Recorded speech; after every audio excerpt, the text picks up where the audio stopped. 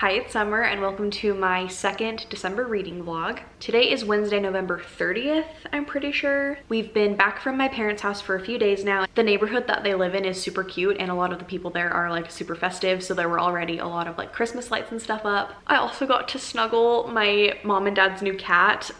I'm literally obsessed with him. His name is Bruce. My brothers named him after Batman because Batman's real name is Bruce. He only has two modes, sleep mode and crackhead mode. But like he literally fell asleep in my arms a couple of times. I just love him so much. Also, while I was there, I gave my parents a 3-hour-long Taylor Swift education. I kept telling them as we were doing it, I was like, please tell me to stop if you're not into this. But they told me to keep going, so I think that they're Swifties now. I was literally giving them like a whole breakdown of like my favorite songs and like the reasons behind all of her songs, like all of the drama, all of the tea, who each of the songs are about. I was just in my element.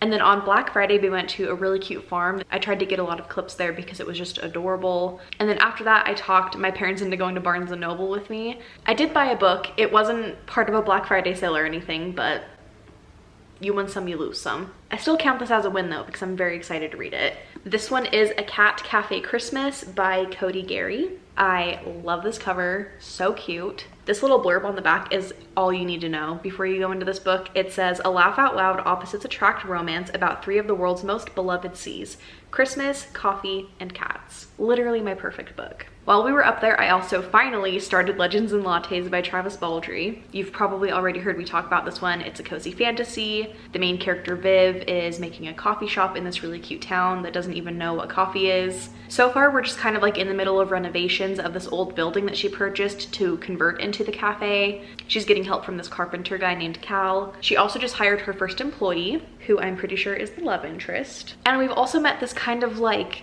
gang group that makes all of the business owners pay a certain amount of money to them every month in exchange for their protection. But in reality, they're just like a bunch of bullies that are making people pay them.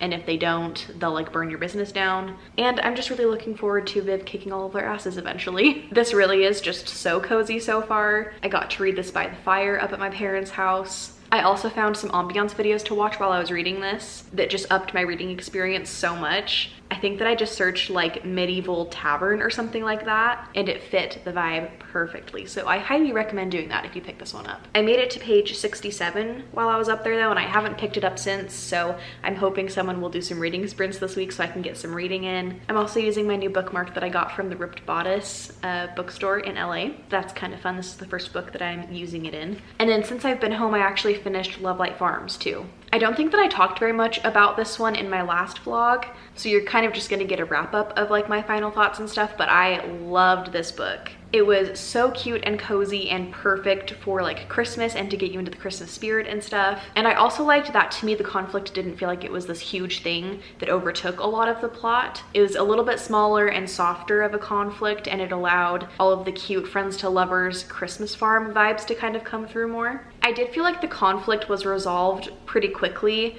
and it was a little bit anticlimactic, but I mean, really, I didn't care that much because what I went into this book for was the cute romance and stuff and all the holiday vibes. I also didn't love, though, the like third act relationship problems that came up. I just thought it was kind of stupid, but again, I don't really care that much. It all worked out in the end. I think that my favorite thing about this book was the chemistry between Stella and Luca. You could just feel the history and the depth that their relationship had. This had all of the best tropes in it: friends to lovers, fake dating. There are cats in this book. And I just love how sweet Luca and Stella are with each other. You can tell that they know each other's love languages. They know so much about each other because of how long they've been friends for. I think it was something close to a decade or something. And it was just really fun to read how they like interacted with each other. This is also a good book if you like spice. There isn't like a ton of it, but the few scenes that we do get are very good. I only have a couple of things happening today. I'm editing a video and then Rachel is coming over for movie night, but I might have a fun unboxing here in a second. I recently made a little bit of money off of selling my old iPad, and I decided to use that money towards something book related. So I'm gonna go get the mail and then we can open it together.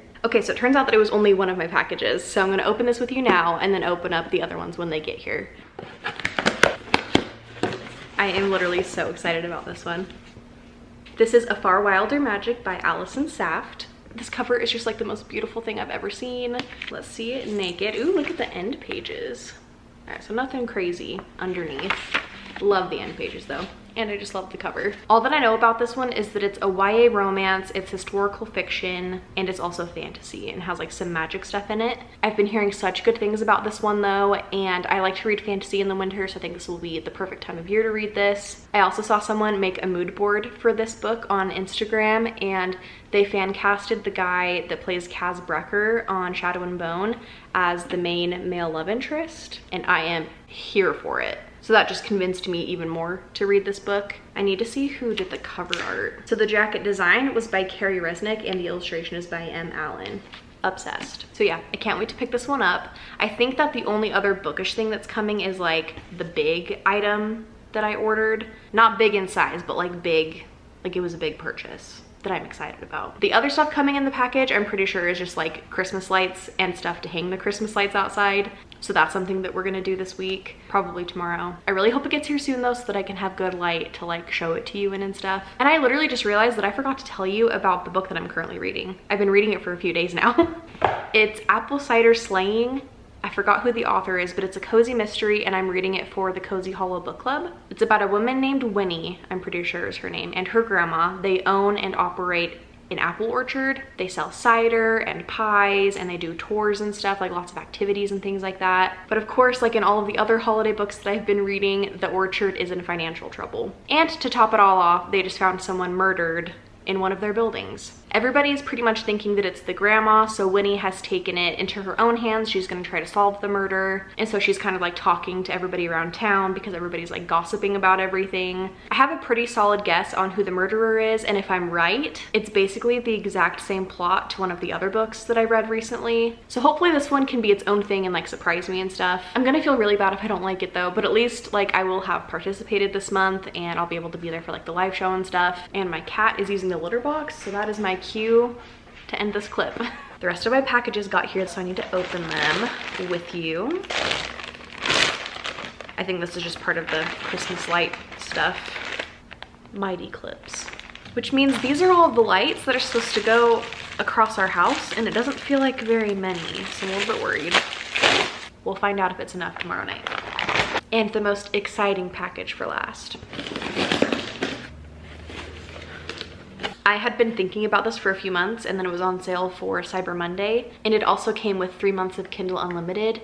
I told myself for a while that like I shouldn't get one because I don't need it, and I mean I don't because I have like all of these books. But I hate reading ebooks on my phone and my iPad because I'm just staring at those things all the time anyway, and I feel like the blue light really hurts my eyes, so I think this will be better. I love that you can read like outside on this and also like at nighttime and stuff, because I usually am the one staying up later than Travis to read, and this works with Libby. I just feel like this is going to to expand my reading a little bit. Also, I just want to be a Kindle girly. Okay, I got a really cute pink case that's going to be here on Saturday. I'm going to move to a better spot and we will unbox this together.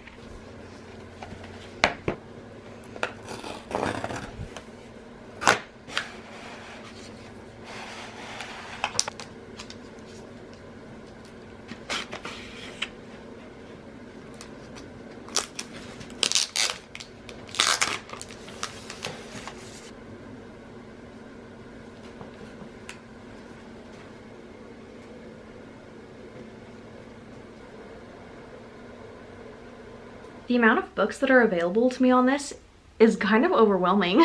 And there are so many graphic novels that are part of Kindle Unlimited. Like Mooncakes is on there. I just found a cute one called The Witch House. I'm pretty sure it's a graphic novel. I think most of the Tea Dragon Society graphic novel series is on here. I'm pretty sure all of Colleen Hoover's books are on here too. Ninth House, King of Scars. It does take a second for it to like respond to what you're doing, but I don't think it's gonna be a big deal. I also don't know why I didn't think about this, but I have all of my like Audible audiobooks on here too. I can't wait to start reading on this. This is gonna be so nice. I'm definitely looking forward to having a case on this though, and I really am looking forward to putting a pop socket on it so that I can like hold it a little bit easier. I didn't pay the extra $20 to get the ads removed because I heard that they were like just ads for other books that you can read on Kindle and like stuff like this. And I'm gonna have a case that has like a flap that goes over it anyway, so I'm not gonna see it. So I really don't mind having ads on it. For the rest of the night until Rachel gets here, I think I'm going to paint my nails and listen to my audiobook. And then if I have time, maybe edit some more.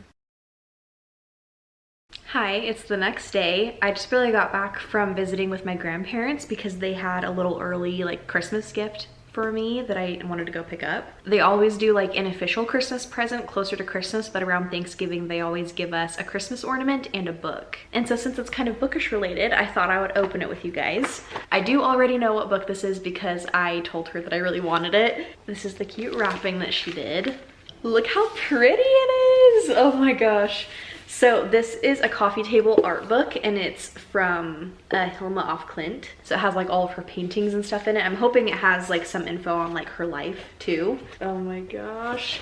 Like, oh, I'm in love. This is one of my favorite paintings from her. From what I understand, she did a lot with like spiritualism and like sacred geometry and stuff in her art, which I love. And this has been kind of a more like splurgy type of book that's been on my like Amazon wishlist for a while. And so I told my grandma this was the one that I wanted for Christmas. I'm so happy to have this. I almost went on a trip with Travis back during the summer to go to Maryland because there's a few of her watercolor paintings that are in a museum there, but it didn't end up working out. So one day I hope that I can see her art in person, but for now I'm so happy to have this book. Oh my gosh, I'm so excited to flip through this later. And it looks like it does have a lot of info like on the paintings themselves and stuff, like explanations of everything.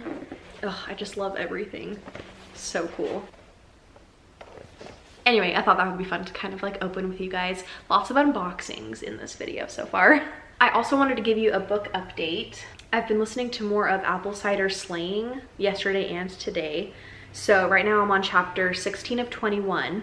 A big kind of dramatic sort of like scary encounter just happened. So there's some drama going on. One thing that is kind of bugging me about this book is that so far we've had a few instances of like unnecessary diet culture talk. They're like comments and conversations that like really don't add anything to the book. So I kind of hate that they're included because they don't need to be. Like body image and body insecurity is kind of playing a small part in like this mystery that's happening and unraveling. But just some of these body comments are just like they didn't need to be said. It hasn't been a ton of times though, so it's not like anything that's ruining my experience completely or anything. And I haven't read any more of Legends and Lattes yet, and I really need to. I'm hoping that somebody's doing reading sprints tonight because I always do more reading when somebody's doing those.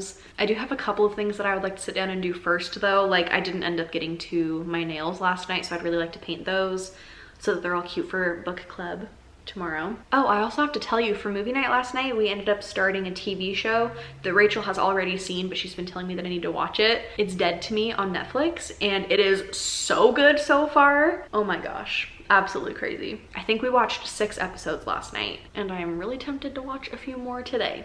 I'm gonna try and read instead though.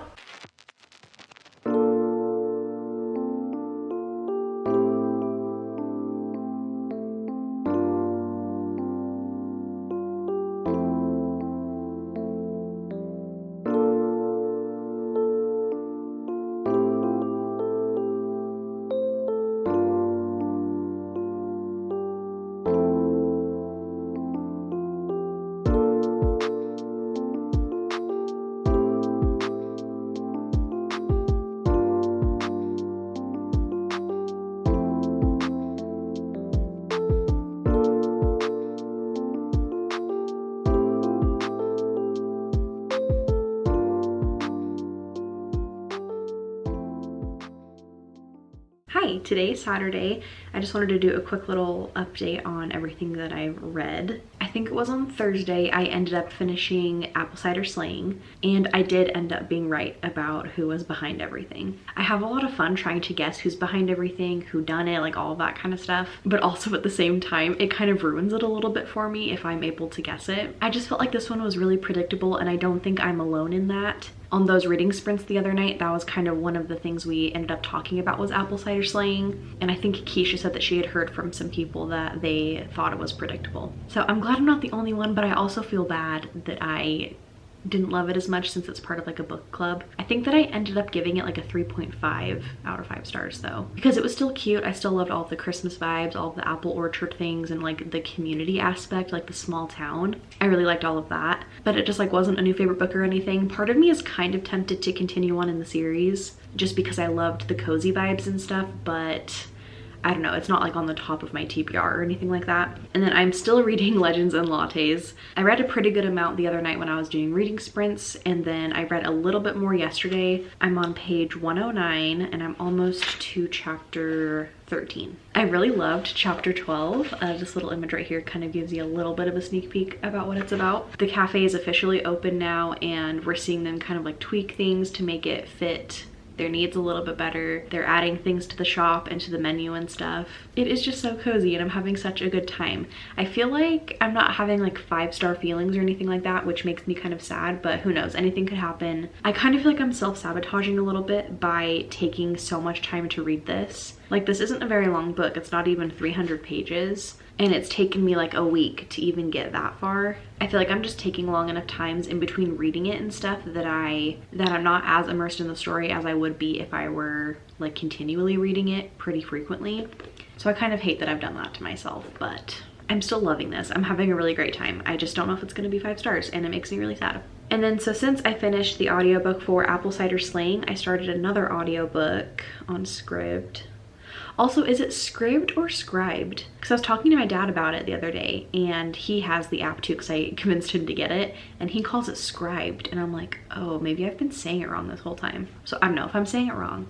Sorry. But I started the audiobook for The Green Glass House by Kate Milford. It's middle grade set over winter break. It's following Milo, who is 12 years old. He's adopted, and his parents run this Smuggler's Inn. So I guess they have some kind of like interesting people come and stay there. But he's really bugged because it's his winter break, and all of a sudden there's a huge influx of guests coming to stay there when it's normally their slowest time of the year. I just love the descriptions of the house though. It just sounds like it's cozy and old and creaky and like very eclectic and very green. We're meeting some really interesting characters though that are coming to stay, and he also has just found a map. I started it yesterday just in the couple of hours that it took me to like get ready for book club, and I just was having such a fun time listening to it. I don't usually pick up middle grade, but I'm really glad that I'm reading this one. And I guess speaking of book club, it was really fun. Not everyone was able to make it, but almost everybody that was there was able to read the book. We read Love and Other Words by Christina Lauren. I probably already told you that. Pretty much everybody gave it like a 4 out of 5, and then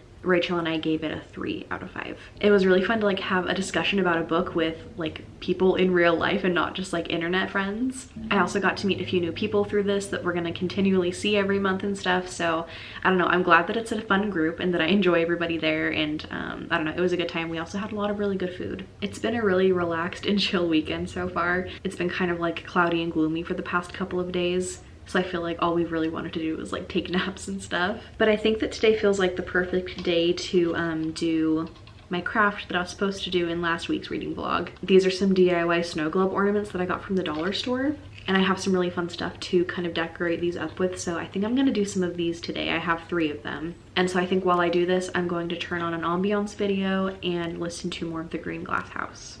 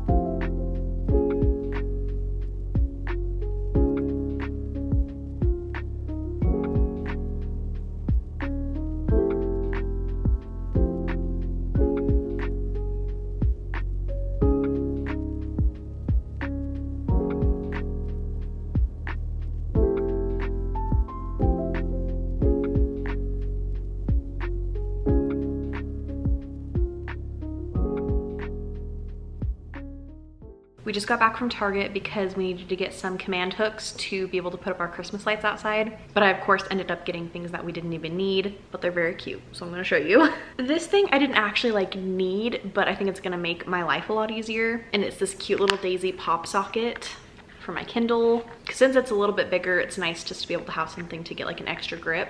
I also put one of my stickers on here. It's my little Groovy Ghost sticker. I'm just so obsessed with this. It's so cute. I love the color. It literally matches my beanie. I haven't read a book on this yet. And my cousin Allie, that just barely got hers like a day before I got mine, has already read like 4 the last time that I talked to her, but she's probably read 5 or 6 now on her Kindle. So I'm like, damn, I'm not even like using it. I am for sure going to use it though when Sorrow and Starlight, Zodiac Academy number 8 comes out, because I'm pretty sure that it's on Kindle Unlimited. This thing I really didn't need, but Travis saw it and was like, you should get this. It's a cute little pink penguin bath bomb. The scent is pink grapefruit and it says there's a surprise inside. I also got this soap dispenser that I've been eyeing for a long time. We've needed a refillable soap dispenser for the guest bathroom. The wicker that's around it is literally so my aesthetic. This is also way more eco-friendly than what I was doing before. And it's also cheaper just to buy like a soap refill and fill this up. So yeah, super happy about this. I already filled it up. We've already been using it. These last 2 things I am so excited about. I found this pink fuzzy blanket for $10. Also, Markle loves fuzzy blankets like this. So I feel like it's even more fun to get things when you know that your pets are also going to enjoy them and want to hang out by you, because there's like cozy things for them to lay on and stuff. I love this though, and I just need everything in my house to be pink. I'm slowly getting there, especially with this pillow. I got this in the kids section, and listen, I've gotten so many things from the Target kids section, and this is kind of a dupe of like an Urban Outfitters pillow that I really like, but this one I think was only like $15, and the one from Urban Outfitters is probably like 40 or something. So that's everything that I got, and now we're about to go outside and hang up Christmas lights and stuff. But before I do that, I wanted to show you the final result of the ornaments and stuff that I made. I'm pretty sure that I got like final clips and stuff, but I thought it'd be fun just to like show you in person and like hold them and stuff. I know that they're a little bit loud, a little bit crazy, but that's what I was going for. I actually thrifted these little Christmas trees that are in here for like 75 cents or something, and they fit perfectly in these. I got the little deer on sale from Hobby Lobby, and then I put pink glitter on their antlers. I just used Sculpey clay for the base and hot glued everything to it after I baked the clay, and then just added lots of yarn and ribbon and pom-poms and stuff. I also added glitter to the base just to kind of make it look a little bit like snow. And then I also put rose quartz beads on here too, because I just need crystals on everything. And then, oh my god, cutest thing ever. I think I got video of it, but I made Christmas ornaments of the cat's paws. I'll do a little close-up, but you can't really see their paw print super well because I didn't want to press too hard on their little baby paws and like hurt them or something. I feel like you can see Howl's pretty well, but Markle's is pretty light. And then I have a little number stamp that you can like change the numbers and letters and stuff on it. So I changed it to be 2022 so I could punch it into the bottom. But they were such good boys to let me do it, and I'm just a proud cat mom. I'm so happy that I have these. And actually, I'm not done with this clip yet. I was thinking about doing one a little bit later after we put up the Christmas lights and stuff and having that be the end clip, but I think I'm just gonna make this the last talking clip. So I wanted to just do a quick update on where I've made it in my books and stuff. I don't know if I made an update about where I got into Legends and Lattes, but right now I'm on page 108. So mad at myself for not reading more of this in the last couple of days, but Jesse's doing some fun reading sprints tomorrow, so I'm sure that I'll get a lot of reading done during that. I'm going to finish this book next week though. I'm holding myself to that. And then I'm pretty close to the end of Green Glass House. I'm on chapter 12 of 16. It says that I only have like an hour and a half left. It's been such a cute little Christmas mystery book. There are lots of like quirky and interesting people that are staying at this inn. There's been lots of thievery and sabotage. Power has gone out. There's lots of snow. I'm pretty sure I said this last time that I talked about it, but I just love the setting of Green Glass House. It just sounds like the coziest place, and I would love to spend a Christmas there. Right now in the book, it's Christmas Eve, and I think a lot of things are about to be uncovered. The main character, Milo, is just such a sweet little guy. He's adopted, and he has kind of this like secret longing to know more about where he came from. And he feels really guilty about it because he loves his parents. He has this friend that he's made. I'm pretty sure that she's the daughter of like the cook that works at Green Glass House, but they're close in age and they've started playing this game together. I'm pretty sure it's a fictional game, but it sounds like it's something along the lines of like Dungeons and Dragons. I think those types of games are called campaign games, but they're not like sitting down to play the game. They're just taking aspects of the game and kind of playing like make-believe a little bit with it, where they have new names that fit their characters and they have like certain job titles and stuff. And the game is kind of based around like being an adventurer, a detective, a spy kind of a thing. And it's really cute because it kind of switches between Milo being called Milo and then also him being called by his game name and stuff, and same with his friend. But with all of like the thievery and like weird things going on at Green Glass House, they start to investigate those things as kind of part of their game. And Milo is actually super good at like finding clues and stuff and like noticing small details. But through playing this game, Milo is kind of able to explore some things about himself. Also, one of the guests staying there ends up giving him a little present on Christmas Eve, and that scene made me almost cry. It was very sweet. I will say something that I'm having a hard time with is I feel like I don't really know who each of the characters are very well. I don't know if it's because I just wasn't paying attention to the audiobook while they were being introduced and stuff, or if it was just that they were introduced all so quickly kind of around the same time. But I feel like since I'm having a hard time keeping people straight when there are like reveals made about who might have been doing certain things, it doesn't really have very much impact. Right now, if I had to rate it, it would definitely be a 4. I'm really enjoying it. It's a very cute story, but it's not going to be a new all-time favorite, I don't think. I think that's going to be it for this video for talking clips, so enjoy some B-roll of us putting up Christmas lights, or it's probably going to be more just like Travis putting up Christmas lights because I do not want to get up on the ladder. Thank you so much for watching though. If you made it to the end of the video, you can leave a snowflake emoji, but thank you so much for watching and I will see you in the next one.